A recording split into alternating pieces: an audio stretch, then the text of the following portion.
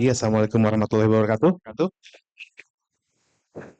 Jadi senang sekali saya berada di sini gitu ya atas permintaan dari teman saya tuh yang di belakang dari teman untuk mengisi salah satu materi terkait dengan eh, desain untuk mereduksi hazard gitu ya. Ini sebagai salah satu komponen penting atau komponen ya salah satu poin yang menjadi salah satu kunci dalam green chemistry gitu ya. Mungkin bisa next slide. Nah, ini kira-kira apa yang akan saya sampaikan dalam kurang lebih 40 menit ke depan ya, Mbak ya.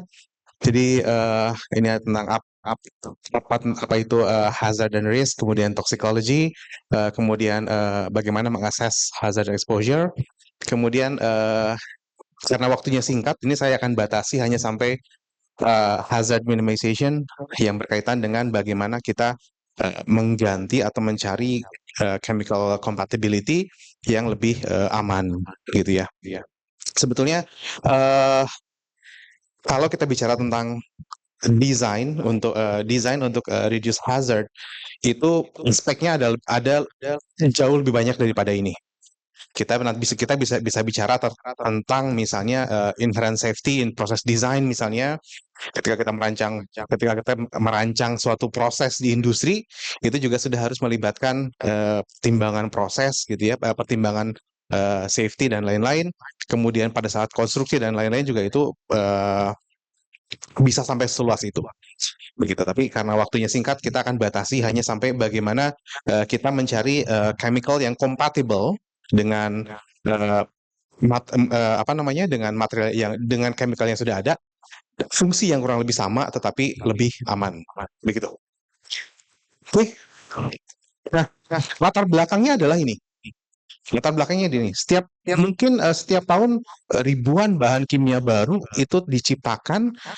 Dari ribuan bahan kimia yang tercipta itu mungkin ada ratusan yang masuk ke pasar, gitu ya, dijual, diperjualbelikan, digunakan, begitu, tanpa eh, tanpa ada prosedur panjang untuk menguji keamanannya, gitu. Jadi banyak bahan kimia yang disintesis, menarik, fungsinya ada, fungsinya memiliki fungsi yang bisa dimanfaatkan ya kemudian dijual ke pasar, masuk ke market gitu ya. Nah, eh, tanpa ada studi yang mendalam begitu ya terkait dengan bagaimana efeknya dari bahan kimia itu terhadap macam-macam, terhadap manusia, terhadap lingkungan dan lain-lain. Gitu. Kenapa demikian? Karena langkah agar kita sampai ke mengetahui bagaimana potensi bahaya dari suatu zat itu sangat panjang. Jadi orang potong kompas saja menemukan bahan kimia menarik, ada manfaatnya, dijual, gitu tanpa melewati proses apa namanya screening dulu gitu ya. Nah, padahal ada ini gitu, ada hazard gitu atau ada potensi bahaya dari hal-hal yang baru ditemukan tersebut gitu ya. Nah, ini definisi sederhana dulu dari apa yang dimaksud dengan hazard gitu ya. Jadi hazard itu adalah potensi atau dampak yang bisa dimiliki oleh sesuatu yang memberikan konsekuensi yang buruk gitu. Intinya sih seperti itu. Nah, sebentar, mundur dulu sedikit. Nah, ini dampaknya seperti apa? Bisa dampak terhadap global, dampak terhadap fisik, juga dampak terhadap lingkungan dan manusia. Dampaknya bisa macam-macam, gitu ya, tergantung dari sifat zatnya, gitu. Nah, next. Nah, hazard adalah bahaya, sedangkan yang bisa berdampak sedangkan bagaimana dampaknya ke kita, ke manusia itu disebut sebagai resiko, gitu ya. Dimana resiko ini adalah suatu apa hasil dari interaksi antara bahaya dan exposure, bahaya dan apa namanya ya exposure gitu ya. Jadi bisa saja suatu zat itu memiliki tingkat bahaya yang tinggi, tetapi tidak terekspos ke manusia. Maka resikonya menjadi rendah. gitu. Tapi ada lagi di sisi lain, ada lagi zat yang ada suatu komponen yang tingkat bahayanya sangat tinggi. Tapi kita jarang berinteraksi dengan zat tersebut. Ya, resikonya juga menjadi rendah. Gitu. Resikonya menjadi tinggi jika suatu zat ini berbahaya dan exposure terhadap kitanya juga tinggi. Nah, dari sini maka bagaimana cara kita untuk mengurangi potensi resiko? Ya kita turunkan dua hal ini. Kita turunkan resiko bahayanya atau kita turunkan exposure-nya. Gitu. Jadi dua hal ini yang menjadi kunci bagaimana kita bisa menurunkan resiko dari bahaya suatu zat. Gitu ya. Jadi tujuan akhirnya adalah bagaimana kita bisa memanfaatkan material yang lebih lunak atau lebih jinak gitu ya, benign materials. Oke, next. Nah, yang paling gampang sebetulnya yang paling gampang tadi dikatakan bagaimana caranya menurunkan resiko adalah mengurangi hazard atau mengurangi exposure. Yang paling gampang turunkan exposure-nya. Yang paling gampang kan itu ya. Api bahaya. Dan nggak beresiko jauh-jauh dari api. Sesimpel itu. Ini juga yang kita lakukan secara konvensional, secara tradisional, gitu ya. Bagaimana kita mengurangi resiko adalah dengan menurunkan exposure. Salah satunya misalnya penggunaan APD di lab, misalnya di lab yang kita tidak bisa menurunkan tingkat bahaya dari zat-zat yang ada di lab gitu ya. Caranya adalah dengan menurunkan exposure-nya. Kita pakai masker, kita pakai goggles misalnya, kita pakai macam-macam alat pelindungan diri gitu ya. Tujuannya adalah untuk menurunkan exposure. Gitu. Nah, itu konvensionalnya seperti itu. Gitu. Karena dalam kasus-kasus tertentu itu kita tidak bisa dalam kasus tertentu kita tidak bisa menghindari berinteraksi dengan suatu zat yang memang memiliki dampak bahaya. Nah, tapi di sisi lain kita punya pendekatan gitu ya. Bagaimana mengurangi resiko itu dengan cara menurunkan potensi hazardnya. Nah, green chemistry berfokus di situ. Bagaimana kita mengurangi potensi resiko, bagaimana kita mengurangi resiko dengan menurunkan tingkat bahaya. Jadi bukannya kita yang dilindungi, tapi apa yang berinteraksi dengan kita yang diubah. Tadi kita akan lihat banyak contohnya. Bagaimana kita bisa mengurangi potensi resiko dengan menerapkan green chemistry untuk mengganti material yang lebih aman, gitu ya. Gitu. Jadi fokus dari green chemistry untuk masalah hazard ini adalah bagaimana menurunkan potensi bahaya dengan mungkin nanti dengan mengganti prosesnya atau mengganti bahannya dengan tapi tetap mendapatkan goals atau tetap mendapatkan performance yang tetap sama gitu. Oke, next. Nah, jadi sebelumnya bagaimana sih kita berinteraksi gitu ya dengan bagaimana berinteraksi dengan kimia di masa lalu gitu ya, dengan lingkungan dan di masa lalu. Oke, next. Nah, jadi sebelumnya ya ini secara konvensional apa yang dilakukan adalah dengan perlakuan, treatment, pengendalian, kemudian dibuang, ada monitoring polutan, kemudian pembersihan dan lain-lain. Gitu. Ini secara konvensional seperti itu. Dan ini bukan hal yang buruk juga gitu ya, selama masing-masing tahap ini dikontrol dengan aturan yang ketat, ini juga bisa berdampak baik. Tapi kalau kita bisa perbaiki di hulunya, maka hal-hal yang panjang ini bisa lebih terselesaikan. Next. Nah, kenapa kita penting bagi kita untuk mengetahui resiko dan bahaya ini? Ya. Next. Nah, ini karena zat yang bahaya tadi memiliki potensi yang bersifat toksik. gitu yang bersifat toksik atau bersifat racun, gitu ya. Jadi kita akan sedikit bahas tentang psikologi karena ini akan sangat berdampak terhadap potensi bahaya terhadap manusia dan lingkungan.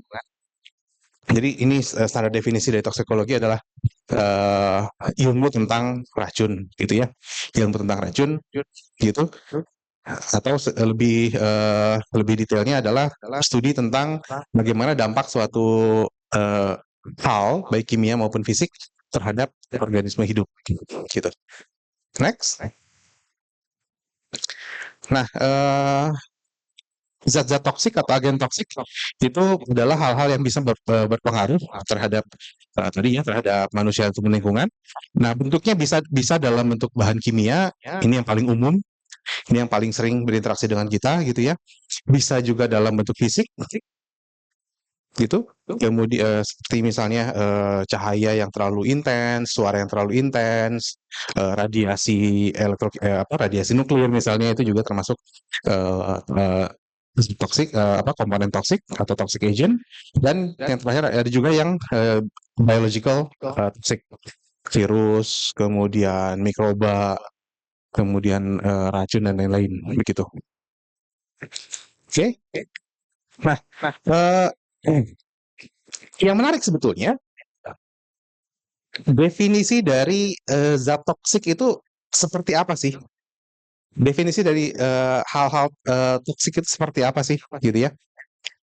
Next, satu slide lagi. Nah, Bapak Ibu pernah mendengar bahwa air itu bisa menjadi racun?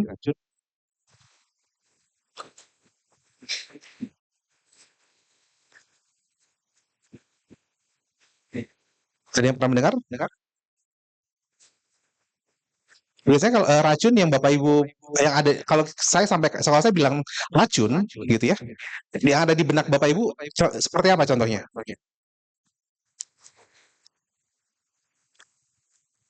Punten Pak Jenny, Ya, obat nyamuk kalau diminum jadi racun dan itu kan air. itu obat ya. Obat nyamuk ya, iya betul. Obat. Dan bahan dasarnya liquid ya Pak. Jadi Iya. bayangan saya air. Jadi kalau misalnya dia dikasih bahan kimia lain yang kemudian menyatu dengan si liquid itu, dia bisa jadi racun Pak. Oke. Nah, kalau itu adalah racun akibat zat yang masuk ke dalam air. Sekarang airnya sendiri bisa nggak jadi racun? Ternyata ada studi, ada kasus kematian akibat racunan air. Racunan air ini bukan dalam artian ada zat yang berbahaya kemudian masuk ke dalam air dan terkonsumsi, bukan. Tetapi orang yang minum air terlalu banyak. Jadi ini kasusnya orang minum sampai ini ada beberapa kasus dan semua kasus itu terjadi ketika manusia meminum lebih dari 5 liter sehari. Jadi kita kan disarankan harus banyak minum air ya, Bapak Ibu ya. 8 gelas sehari gitu ya, minimal 2 liter sehari. Tapi ternyata kalau terlalu banyak bisa bahaya juga. 10 liter sehari misalnya, 1 galon dihabisin sendiri sehari. Selain dimarahin orang tua gitu, dimarahin istri, belum apa udah ganti galon lagi gitu. Tapi ada hal yang lebih berbahaya ternyata. Karena kan di tubuh kita ini kan tubuh kita isinya cairan memang. Tapi cairan elektrolit. Kalau kita terlalu banyak mengkonsumsi air, cairan di tubuh kita menjadi hipotonis. Jadi banyak kasus ada nanti ada kekurangan natrium, jadi terlalu encer, masuk peredaran darah dan terlalu encer, banyak dampaknya. Jadi air saja itu bisa menjadi racun, gitu ya. Jadi sebetulnya yang membatasi suatu zat dianggap sebagai racun atau tidak, apa kira-kira? Jumlahnya atau dosisnya, gitu ya. Jumlahnya atau dosisnya, gitu. Jadi itu ada zat yang dalam skala miligram saja itu bisa berdampak bahkan sampai kematian. Tapi ada yang baru sampai beberapa liter baru menimbulkan kematian. Tapi jadi intinya semua hal itu bisa menjadi semua hal yang kita anggap baik juga bisa menjadi racun, bisa memiliki efek toksik. Cahaya misalnya, cahayanya kalau seperti ini nyaman bagi kita. Tapi kalau misalnya intensitas cahayanya sampai 30.000 lux misalnya, langsung ke mata, itu juga bisa menjadi racun juga. Nah itu jadi yang membedakan antara racun dan tidak itu adalah masalah dosis, gitu ya, masalah berapa jumlahnya yang terekspos ke manusia, gitu. Jadi ini kalau kata Paracelsus, semua zat itu adalah racun, gitu. Nggak ada yang bukan racun, apapun itu. Tapi dosis yang tepat itu yang membedakan mana yang racun, mana yang menjadi obat. Obat kimia yang kita makan kalau kita sakit misalnya, itu kan dia bukan bisa menyembuhkan kalau dosisnya tepat. Kalau kebanyakan bisa jadi bahaya juga, gitu ya. Bahkan kalau kata Changcuters, wanita juga bisa jadi racun ya katanya ya. Gitu. Kalau kebanyakan. Gitu. Jadi semuanya dosis. Jadi terapkan semuanya pada jumlah yang tepat. Nah ini ini contohnya gitu ya. Jadi kalau untuk dalam obat misalnya Tylenol itu cuman boleh 650 mg dalam single dosis yang ini. Kalau atau penicillin sekali makan hanya bisa 500 mg gitu. Ini contohnya. Oke, next. Nah, semua zat, gula ada batasannya, garam ada batasannya. Gitu. Padahal gula dan garam itu keseharian kita konsumsi ya. Tapi begitu terlalu banyak itu bisa berdampak gitu. Nah, ya jadi membedakan antara mana yang kita anggap sebagai zat yang aman sehari-hari dan yang kita anggap sebagai racun itu adalah dari dosisnya. Tidak ada yang dosisnya kita toleran terhadap dosis yang tinggi, ada juga yang toleran terhadap dosis yang rendah. Arsen misalnya, arsen itu racun kalau arsen itu bisa mematikan kalau kita mengkonsumsi sampai 1 sampai 2 sendok teh sekali makan gitu untuk arsen. Tapi arsen juga terkandung di biji apel. Jadi di biji apel itu ada arsennya juga. Nah kalau kita nggak sengaja menelan biji apel, apakah akan menyebabkan kematian? Enggak ya, karena kan di biji apel nggak mungkin ada satu sendok teh arsennya. Gitu. Jadi semuanya masalah dosis gitu. Oke. Nah, yang menarik lagi adalah dosis yang menarik lagi adalah dosis itu nanti berbeda-beda tergantung dari orangnya juga. Gitu ya. Dosis itu berbeda-beda tergantung dari orangnya juga. Ada yang contohnya misalnya alkohol misalnya. Ada orang yang minum 1 botol atau 1 gelas bir masih tahan. Atau di 2 gelas bir masih tahan, 3 gelas masih tahan. Ada juga yang baru minum 1 gelas kecil sudah mulai mabuk.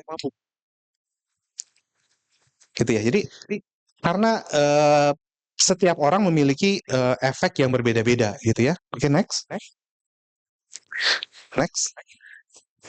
Nah, jadi respon setiap orang terhadap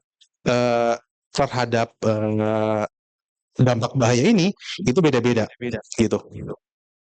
Bergantung dari berat badan, jenis kelamin, pola makan, pola aktivitas, semuanya beda-beda. Gitu. Nah, jika demikian, bagaimana kita menerapkan batas standar? Bagaimana kita menerapkan batas standar suatu bahaya suatu zat? Gitu ya. Tadi misalnya alkohol misalnya, ada orang yang baru minum 1 gelas sudah mabuk. Tapi ada orang yang minum 10 gelas belum mabuk. Jadi gimana kita menentukan batas aman dari suatu zat? Bagaimana kita menentukan batas toleransi manusia terhadap suatu zat? Nah, karena sifatnya yang berbeda-beda, maka di sini kita manfaatkan statistik. Gitu ya, di sini kita manfaatkan statistik. Next. Nah, Jadi digunakan statistik. Nah, biasanya bahan tentunya percobaannya bukan orang tentunya ya, biasanya pakai tikus atau pakai kelinci. Jadi dari sekumpulan objek gitu ya, dari sekumpulan objek penelitian itu diberikan sampel suatu zat, kemudian pada dosis yang tertentu, dari dosis yang tertentu, jadi mulai dari dosis yang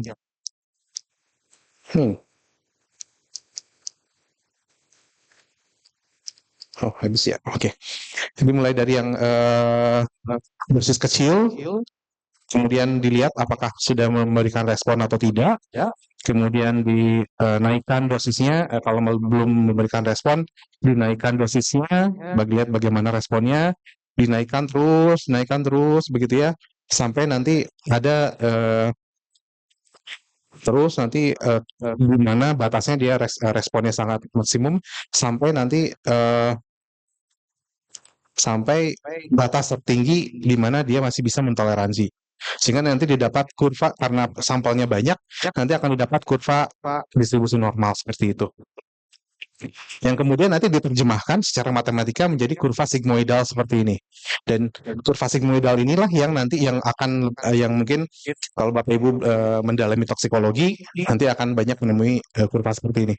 Dari sini kita bisa menentukan kira-kira dari statistik bagaimana respon suatu zat terhadap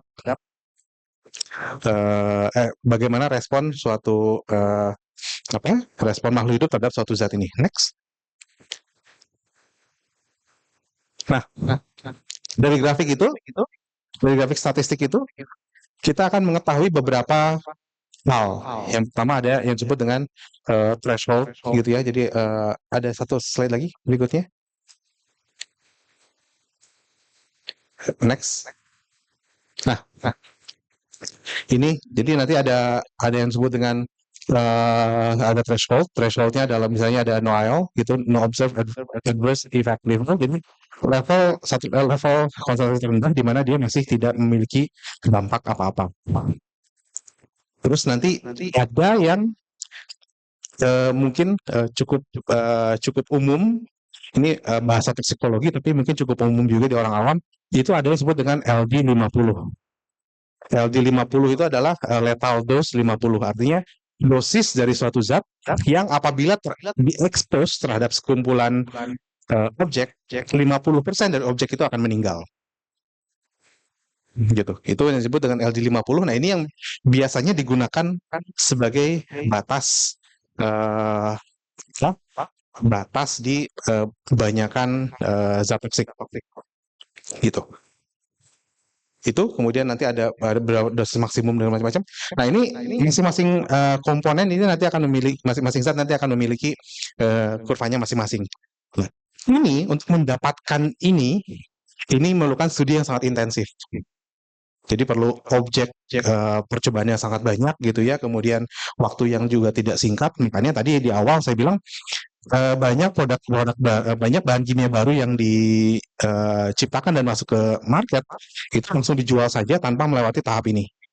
Selain karena memang belum ada aturan yang mengharuskan, selain bahan farmasi dan bahan kosmetik itu tidak ada aturan mengharuskan hal seperti ini gitu ya. Dan karena ini time consuming dan juga memakan biaya yang tinggi juga. Gitu. Oke, next. Nah, kemudian apa yang terjadi kalau jadi tadi masing-masing komponen itu memiliki zat toksiknya. Apa yang terjadi ketika kita di dalam tubuh kita tuh apa yang terjadi sih ketika kita terekspos oleh suatu zat toksik gitu ya? Next. Nah, sebetulnya kan ada empat hal ini yang terjadi. Jadi pertama zat toksiknya akan terabsorb ke dalam tubuh, kemudian akan terdistribusi melalui aliran darah ataupun aliran pernapasan atau apapun itu, kemudian masuk ke sistem metabolisme, dan kalau bisa ditolerir oleh tubuh maka dia akan dibuang melalui sistem ekskresi kalau bisa ditoleransi jumlahnya. Tapi kalau tidak bisa toleransi, begitu masuk ke distribusi atau metabolisme, ya itu sudah mengakibatkan bahan bisa mengakibatkan kematian kalau misalnya tidak bisa tertanggulangi gitu. Oke, next. Nah, bagaimana zat toksik itu bisa terekspos ke dalam tubuh? Yang pertama bisa melalui absorpsi. Absorpsi itu bisa melalui absorpsinya itu bisa melalui kulit gitu ya, terekspos melalui kulit, jadi terkena melalui kulit, kemudian nanti akan secara difusi dia akan masuk ke dalam peredaran darah. Bisa juga melalui pernafasan. Kalau zatnya adalah zat-zat yang airborne, zat-zat yang menguap, zat-zat volatil, dia akan masuk melalui pernafasan. Bisa juga masuk ke dalam pencernaan. Kalau memang zatnya adalah zat yang terekspos lewat pencernaan. Yang lain sebetulnya ada lagi absorpsi melalui proses injeksi, penyuntikan langsung ke peredaran darah. Ya, metode-metode bagaimana zat toksik ini masuk ke dalam tubuh itu menentukan seberapa cepat respon tubuh terhadap zat ini. Gitu. Oke. Nah, nanti setelah masuk ke dalam tubuh, next, semuanya akan masuk ke dalam sistem peredaran darah, gitu ya, akan masuk sistem peredaran darah. Nah, begitu masuk ke peredaran darah, zat ini akan zat toksik ini akan menyebar ke seluruh tubuh, gitu. Zat toksik ini akan menyebar ke seluruh tubuh, karena dia akan ikut ke peredaran darah, bisa sampai ke otak, sampai ke jantung, sampai ke paru-paru dan lain-lain. Gitu. Jadi semuanya nanti akan terdistribusi ke seluruh tubuh. Nah, tinggal nanti bagaimana tubuh kita merespon. Gitu. Bagaimana tubuh kita merespon. Kalau misalnya masih di dalam tahap, kalau masih di level toleransi, kalau masih di kalau masih di toleransi, nanti akan masuk ke sistem metabolisme yang nanti kemudian ujung-ujungnya next. Nah, dicuci atau dihilangkan melalui sistem ekskresi, melalui ginjal ini. Makanya mungkin Bapak Ibu sering mendengar gitu ya, kalau kita terlalu banyak ketergantungan obat, ketergantungan alkohol dan segala macam, yang kerja paling berat adalah ginjal. Karena disinilah letak di mana pembersihan dari zat toksik itu berlangsung. Gitu. Jadi kalau memang berhasil ditaklukkan, dia akan dibuang melalui sistem ekskresi ini. Tapi kalau enggak, nah nanti dampaknya mungkin akan terakumulasi di dalam tubuh dan nanti akan memberikan dampak yang bisa reversible, bisa irreversible, bahkan bisa kematian. Gitu. Oke. Nah, sekarang ini bagaimana potensi green chemistry untuk mengurangi hazard, gitu ya, mengurangi potensi bahaya dari suatu bahan kimia, gitu. Disinilah peran dari green chemistry, gitu ya. Bagaimana caranya adalah mencari chemical compatible. Jadi kalau kita punya suatu zat yang berbahaya, kita cari ada nggak zat lain yang kompatibel yang memiliki performa sama, tapi tingkat bahayanya lebih rendah. Gitu. Ini ada beberapa pendekatan yang bisa dilakukan, gitu ya, untuk mencari chemical yang kompatibel itu. Bisa ini sangat teknis, gitu. Ini sangat teknis, mungkin sangat kimia sih ininya. Jadi ada mengeliminasi gugus fungsi yang memulai reaksi bahayanya, mengganti menjadi gugus fungsi dan lain-lain. Tapi mungkin akan lebih menarik kalau kita langsung lihat contohnya. Next. Oke, ini nanti bisa, kalau ini mungkin kan nanti bahannya bisa dibaca ya, nanti bisa ini. Next aja, langsung kita masuk ke contoh-contohnya. Nah, ini misalnya ada bahan aktif obat yang namanya cefaloridin, gitu ya. Ini obat ini memiliki bahaya. Salah satunya dia bisa mengakibatkan salah satunya ini dianggap sebagai salah satu pemicu kanker, gitu ya. Nah, ternyata setelah diteliti yang memberikan dampak bahayanya itu adalah gugus fungsi yang atas itu, yang ada seperti benzen dan ada nitrogennya di situ. Nah, jadi kalau gitu ada nggak zat lain yang memiliki apa namanya kemampuan sama, tetapi tingkat toksiknya lebih rendah. Nah, setelah diteliti, next, dengan mengganti yang gugus tadi menjadi gugus lain, gitu ya, menjadi gugus lain yang tadinya ada seperti benzen ada nitrogennya diganti dengan gugus propenil, dia memiliki fungsi yang kurang lebih sama, tetapi tingkat neurotoksisitasnya akan berkurang, gitu. Ya, oke. Next. Nah, ini juga contoh lainnya, gitu ya. Ini ada contoh bahan aktif obat juga. Paraquat, ini yang bisa berbahaya. Tetapi kemudian kalau kita ganti gugus fungsinya menjadi yang paraquat ini, dia memiliki fungsi yang kurang lebih sama, tetapi tingkat bahayanya berkurang. Next. Ini juga nonylphenol ini karena ada ring benzennya di sana, dia memiliki bahaya, tapi begitu diganti menjadi glicidil, dia akan tingkat bahayanya berkurang. Next. Akrilat yang kita kenal mungkin sebagai salah satu bahan perekat yang sangat kuat, gitu ya. Akrilat itu memiliki dampak karsinogenik, tetapi kalau kita ganti menjadi akrilat menjadi metakrilat, tinggal tambahkan satu komponen metil di situ, toksisitasnya akan berkurang dengan fungsi yang kurang lebih sama. Next. Ini juga sama, gitu ya, benzen dan toluen. Ini kita sudah cukup dengar cukup sering ya, benzen dan toluen. Hanya beda satu metil saja, tapi dampaknya bisa berbeda. Benzen bisa mengakibatkan karsinogenik ketika masuk dalam tubuh kemudian teroksidasi, sedangkan toluen lebih aman. Jadi dua-duanya sama-sama digunakan sebagai solvent, gitu ya. Jadi kalau kita ganti solventnya dari benzen dari toluen, maka dia bisa menjadi lebih safe, gitu, dengan fungsi yang kurang lebih sama. Next. Nah, ini juga yang cukup menarik juga. DDT ini apa? Bahan yang banyak dipakai juga untuk pertanian, gitu ya. DDT itu dia memiliki dampak bahaya, tapi kalau kita ganti si karbonimid silikon jadi silikon DDT, itu dia memiliki sifat yang sama, tetapi dampak terhadap lingkungannya menjadi lebih jadi lebih ringan, gitu ya. Next. Nah, jadi di situ peran green chemistry itu di situ, gitu ya. Bagaimana kita mencari bahan yang memiliki kompatibilitas yang sama, tetapi tingkat reduksinya, tingkat bahayanya menjadi lebih rendah. Nah, pencarian zat seperti itu bukan hal yang mudah dan bukan hal yang murah. Jadi kita harus coba, gitu ya, sintesis lagi, coba lagi. Itu memerlukan bahaya yang memerlukan waktu, yaitu terlalu lama, terlalu mahal, dan dulu banyak korban, gitu, dalam hal ini hewan tentunya. Oke. Nah, jadi kemudian orang mengembangkan next. Nah, orang mulai mengembangkan ini. Jadi orang mengembangkan berbagai simulator untuk melihat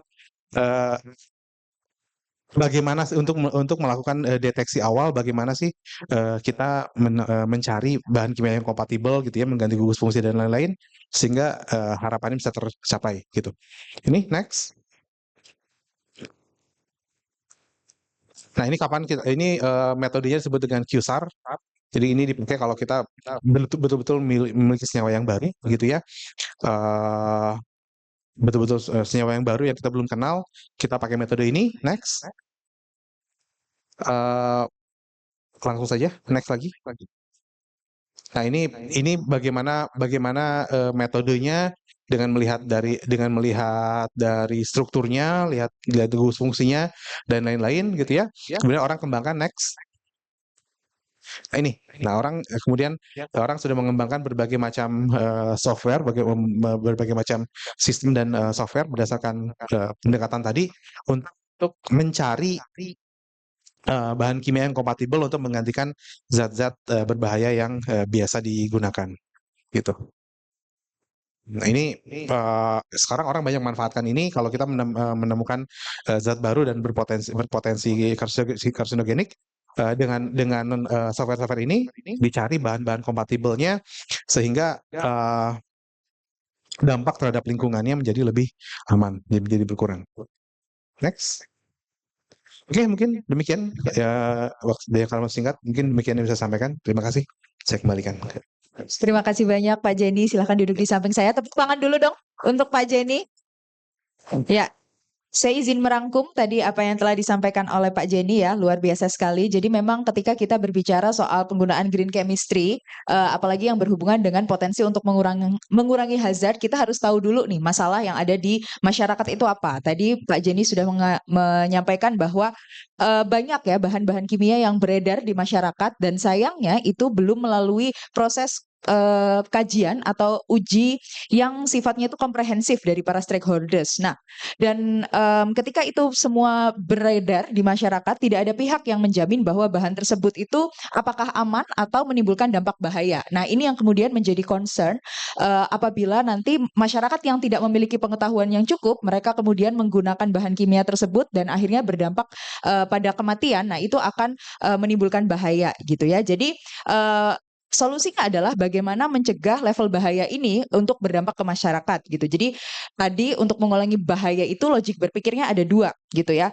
Em, Logik berpikirnya adalah semakin tinggi potensi hazard, maka risikonya juga tinggi. Nah, dengan logik berpikir seperti itu, gitu, bagaimana solusinya? Solusinya ada dua. Yang pertama adalah menurunkan potensi hazardnya atau mengurangi exposure-nya di masyarakat. Nah, di sesi kali ini di Green Chemistry kita akan fokus untuk menurunkan potensi hazard, gitu ya. Bagaimana caranya? Itu ada dua. Bisa melalui mengganti bahannya, memilih substitusi bahan dan atau mengganti prosesnya.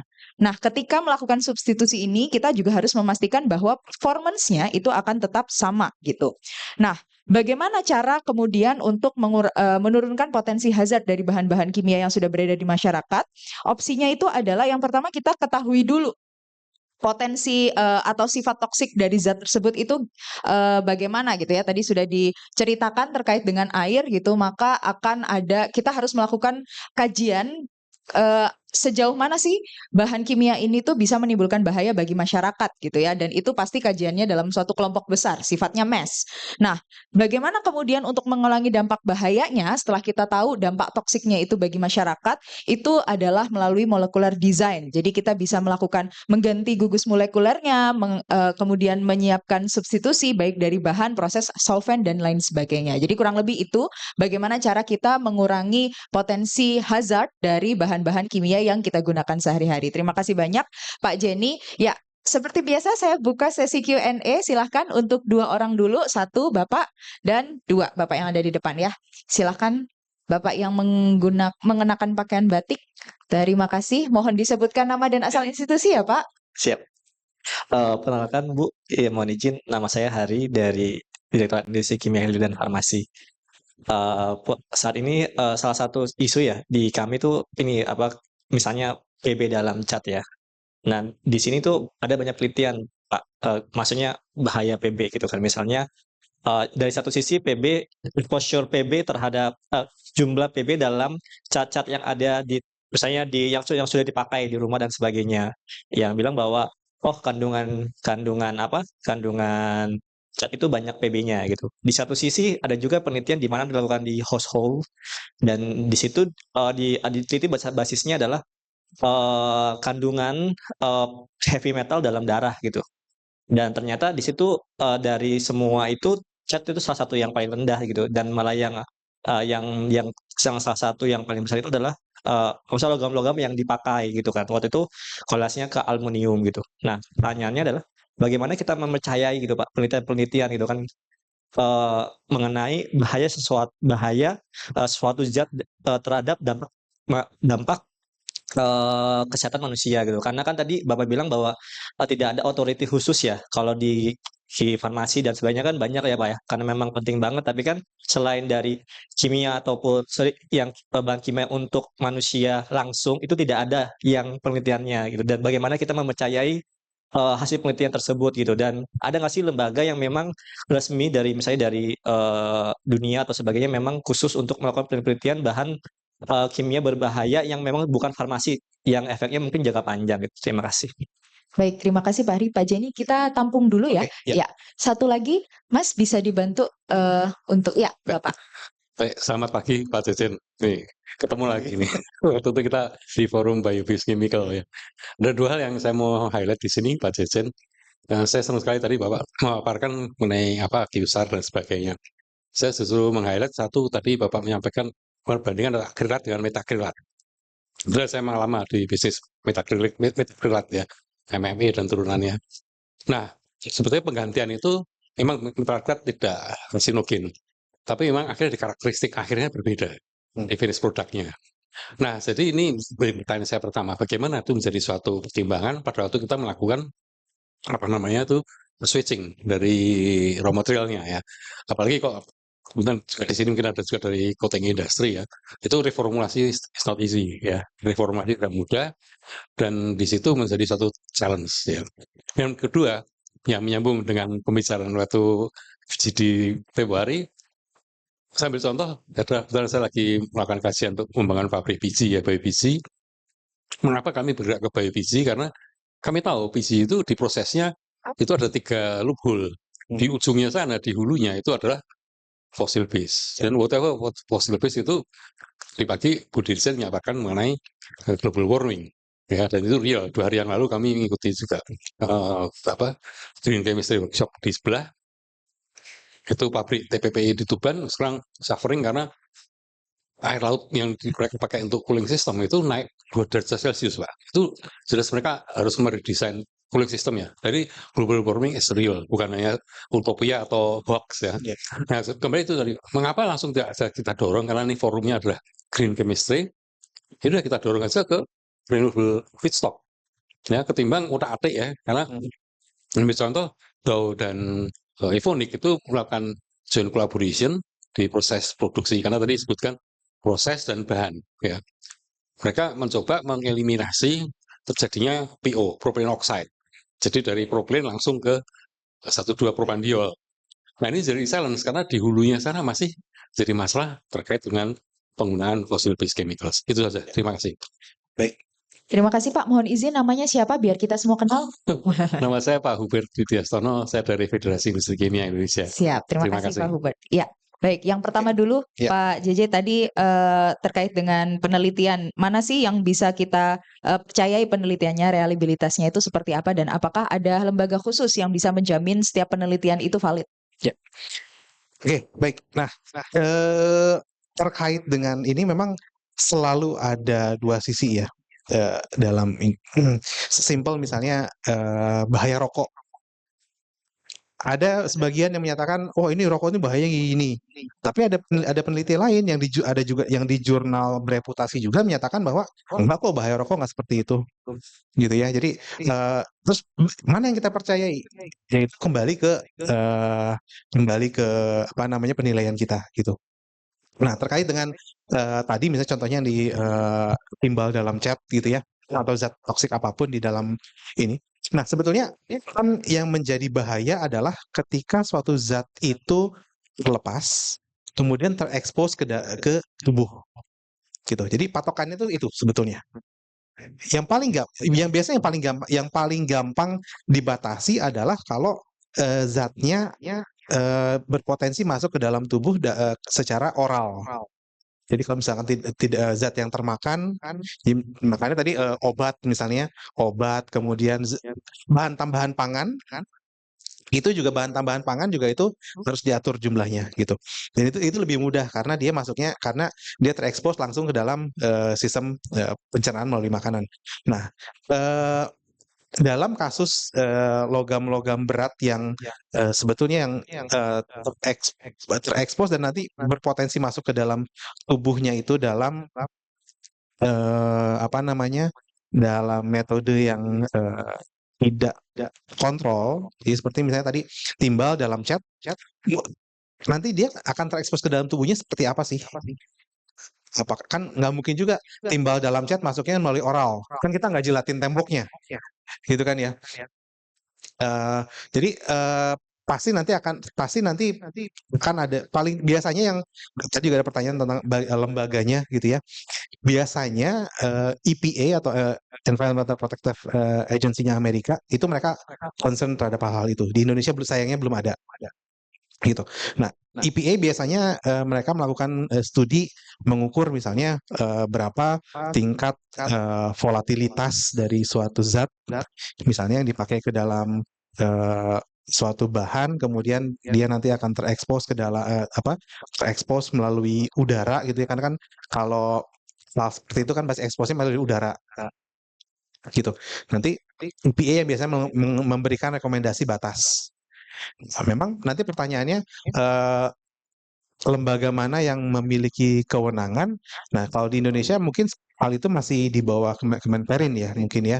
Saya juga belum nggak tahu pasti gitu ya. Tapi yang mungkin yang bisa membatasi atau mungkin nanti dari SNI-nya misalnya, bisa juga dari SNI-nya gitu. Bisa dibatasi dari hal seperti itu. Hanya dasarnya dari mana itu memang perlu studi yang intensif juga gitu. Dan di Indonesia ya tentunya karena keterbatasan dana dan keterbatasan sumber daya jarang sekali kita lakukan. Jadi ya kita berbasis pada literatur. Nah, literaturnya seperti apa? Nah, itu juga yang menjadi challenge gitu ya. Karena tadi peneliti A dan peneliti B meneliti hal yang sama, hasilnya bisa berbeda dan dua-duanya kurasi dan dipublikasi di jurnal yang bereputasi. Nah, itu susah juga. Nah, itu nanti expert judgment yang menjadi kunci sih kalau di situ. Itu mungkin mudah-mudahan bisa menjawab. Ya, baik. Terima kasih. Kemudian selanjutnya pertanyaan dari Pak Hubert Ya. yang terkait dengan karsinoma. Oke. Ya, ini kita pertemuan keberapa, Pak? Dengan Pak Hubert ini sudah banyak sekali ini tentang banyak lah ya kita berinteraksi gitu. Ya, memang betul, Pak. Jadi salah satu tantangan ketika kita mengganti bahan kimia adalah apakah bahan kimia yang menggantikan ini bisa kompatibel sepenuhnya. Gitu. Itu memang challenge yang challenge pertama seperti itu. Ya, iya, kalau kita bicara misalnya di dalam kasus lain, contoh yang paling simpel aja kita ketika mengganti solar dengan biodiesel. Biodiesel lebih ramah lingkungan, tapi apakah kompatibel sepenuhnya dengan solar kan tidak juga ternyata. Jadi ada batasan. Nah, batasannya seperti apa? Tentunya memang nanti dari perusahaannya melakukan reformulasi dan lain-lain itu memang mutlak diperlukan. Gitu, tinggal nanti bagaimana perusahaannya menilai apakah usaha untuk mengganti itu worth atau sesuai dengan dampak apa yang dihasilkan. Itu kan nanti selama tidak berkaitan dengan dorongan dari pemerintah, itu nanti kan kembali ke hitungan bisnis. Apakah bagi perusahaan itu layak untuk mengganti akrilat menjadi metakrilat misalnya dengan benefit lingkungan seperti ini, tetapi mungkin properti produknya mungkin sedikit berubah. Nanti mungkin harus melakukan studi reformulasi ulang dan sebagainya itu nanti dikembalikan ke rencana bisnis masing-masing perusahaan gitu. Nah, kemudian satu lagi tadi yang terkait dengan penggantian kalau kita bicara ke hulu gitu Pak ya. Memang benar kalau misalnya cara yang paling baik adalah ya sudah gantikan sepenuhnya, ganti proses sepenuhnya. Misalnya kita bisa tentang plastik, jadi kita nggak usah otak-atik ini yang kompatibel dengan ini bahan bakunya apa, intermediate-nya apa, ya udah nggak usah, kita ganti aja semuanya plastiknya kita ganti dengan bioplastik, ganti dari awal semuanya. Tapi kan itu bukan hal yang mudah juga, gitu. Mengganti proses sepenuhnya juga biayanya tidak murah. Jadi ya sebenarnya nanti kembali ke hitung-hitungan bisnis sih, mana yang lebih visible untuk dijalankan, apakah mengganti parsial dari satu bagian per satu bagian atau mengganti seluruhnya ke konsep yang lebih green. Itu nanti ujung-ujungnya ke analisis finansial kalau menurut saya. Gitu. Baik, semoga menjawab pertanyaan dari kedua peserta kita. Terima kasih banyak Pak Jeni. Tepuk tangan sekali lagi dong untuk Pak Jeni. Terima kasih.